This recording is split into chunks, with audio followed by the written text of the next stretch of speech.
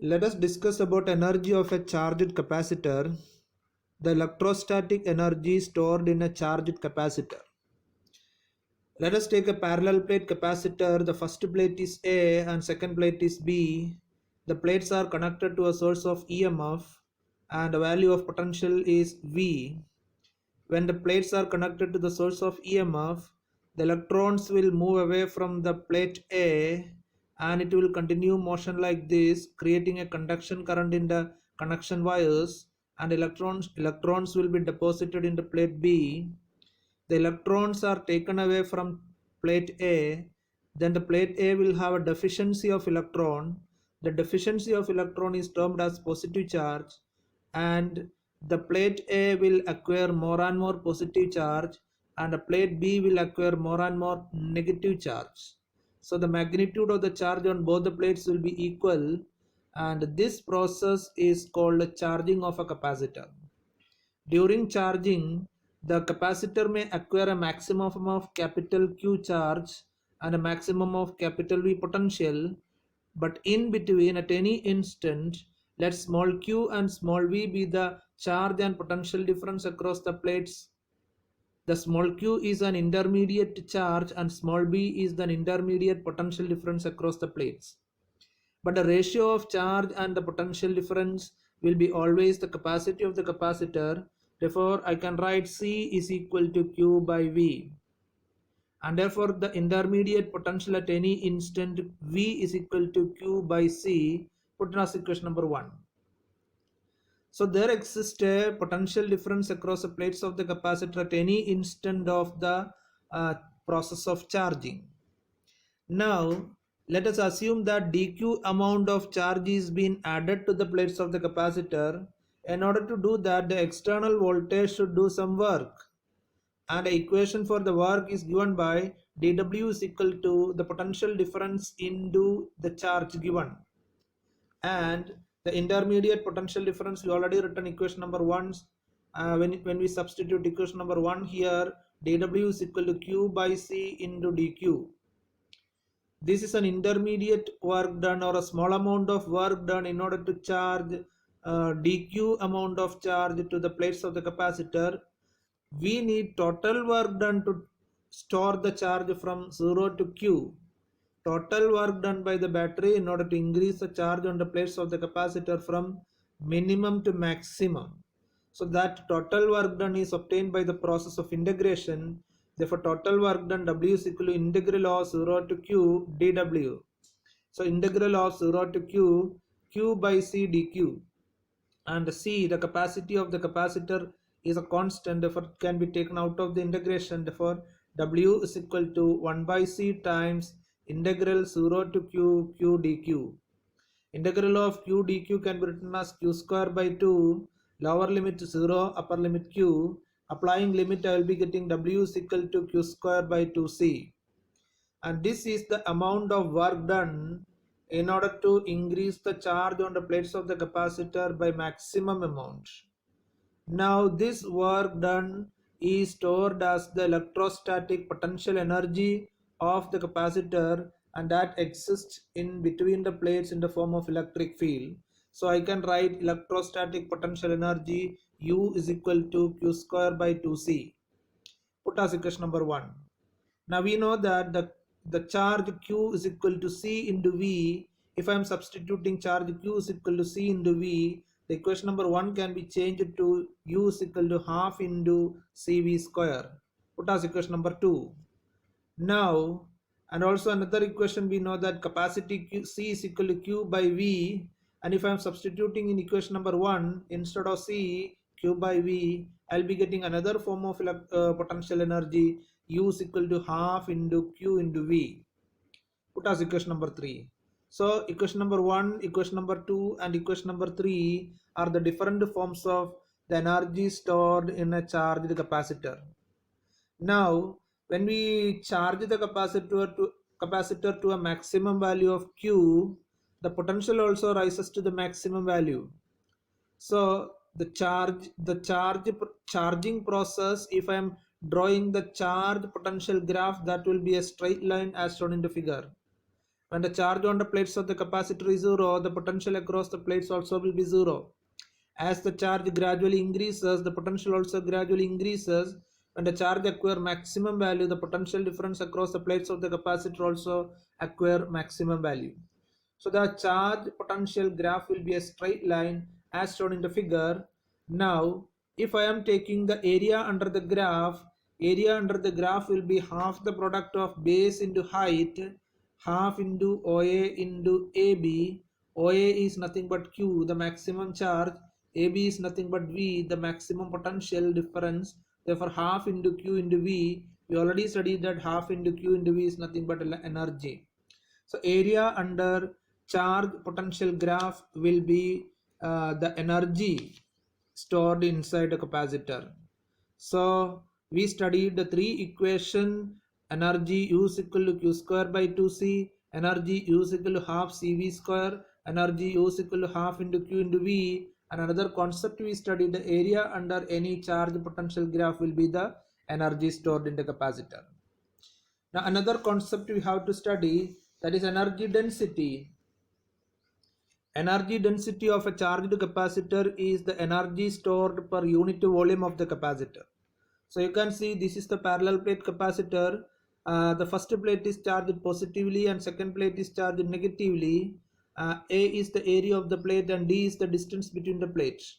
The capacity of the capacitor is C, and we know that since it is uniformly charged plates with equal charge densities, there exists an electric field in between the plate. The energy is stored inside the electric field in the form of the electric field inside a capacitor. Now the energy density is the energy per unit volume. So the energy density will be half CV square divided by volume. Volume is base area into height. Base area is capital A, the height is D. Now what is C? C is the capacity of the capacitor. Since it is an air cored capacitor, the capacity C will be epsilon 0 A by D. And what is V? The potential difference between the plates of the capacitor. The potential difference between the plates of the capacitor is electric field into distance.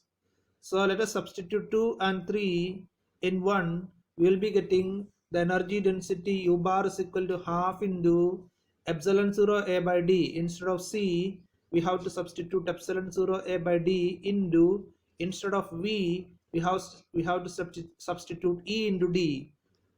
Here it is V square, therefore it will be E square D square divided by volume. Volume is A into D. After cancellation of the terms, we will be getting energy density U bar is equal to half into epsilon 0 E square. Now let us just assume that the space between the plates of the capacitor is filled with the dielectric of relative permittivity epsilon r. Then energy density U bar is equal to half into epsilon 0 epsilon r E square. Let us discuss about series combination of capacitors. Series combination means capacitors are connected one after another end to end so that a single path only available for the flow of charge. Since a single path only available for the flow of charge, the plates of the capacitors will acquire same charge. The charge acquired by the capacitors remains same while the potential drop across the plates of the capacitor varies. Because potential drop across the plates of the capacitor depends upon the capacity also. C1, C2, C3 are the capacities of individual capacitors. Since the applied voltage is divided into 3, V can be written as V is equal to V1 plus V2 plus V3. Put as equation number 1. And we already studied the capacity definition as charge divided by potential rise. Therefore, the potential difference across the plates can be written as Q by C. V1 is equal to Q by C1. This will be the potential difference across the plates of the first capacitor. Similarly, potential difference across the plates of the second capacitor V2 is equal to Q by C2 and V3 is equal to Q by C3.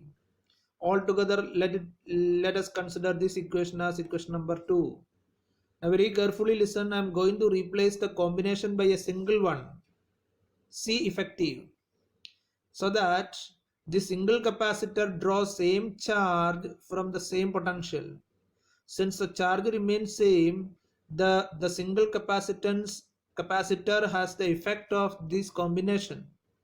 So if I am applying the theory of capacitance here, I can write the V, the potential difference across the plates of the capacitor, will be equal to Q by C effective. Put as equation number 3. Now if I am substituting 2 and 3 in 1, I will be getting Q by C effective is equal to Q by C1 plus Q by C2 plus Q by C3. Since Q is a common term, can be cancelled out. What remains is 1 by C effective is equal to 1 by C1 plus 1 by C2 plus 1 by C3. So that means in series combination, reciprocal of the effective capacity is equal to the sum of the reciprocals of the individual. The reciprocal of the effective is equal to sum of the reciprocals of the individuals. Now let us assume that there are n identical capacitors connected in series. If n identical capacitors connected in series, 1 by C effective will be n by C, and that means C effective will be C by n. Now let us discuss parallel combination of capacitors. Here you can see the combination, parallel combination. The three capacitors of capacity C1, C2, C3 are connected across a potential difference V. Why it is parallel combination? Because one plate of each capacitor is connected to a point, second plate of each capacitor is connected to another point, and voltage is also applied across the same point. This is a condition for parallel combination. And let us assume that this combination draws a charge Q, but at this junction the charge divides into 3. Q1 is the charge acquired by the plate of the first capacitor, Q2 is the charge acquired by the plates of the second capacitor, and Q3 is the charge acquired by the plate of the third capacitor. But since it is connected in parallel, the potential difference across the plates of the capacitor remains same. Now since the charge divides into 3, I can write the equation Q is equal to Q1 plus Q2 plus Q3. Put as equation number 1. The theory of capacitance help us to write the equation for Q1. Q1 is equal to C1 into V, that is a charge acquired by the plate of the first capacitor. Similarly, Q2 is equal to C2 into V, Q3 is equal to C3 into V. Altogether, let us consider this as equation number 2. Now very carefully listen, I am going to replace the combination by a single capacitor, and that single capacitor will draw same amount of charge from same potential. If it is drawing the same amount of charge, then the single capacitance has the effect of these 3. Now I am going to write the equation for Q. Q will be equal to C effective times V. So Q is equal to C effective times V. Let us consider this equation number 3. If I am substituting 2 and 3 in 1, I will be getting C effective times V is equal to C1V plus C2V plus C3V. Since V is a common term, if I am cancelling V out, we will be getting C effective is equal to C1 plus C2 plus C3. So that means in parallel combination, effective capacity is the sum of the capacitance of the individuals. Now let us assume that there are n identical capacitors connected in parallel. If n identical capacitors connected in parallel, the effective capacity is given by the equation NC.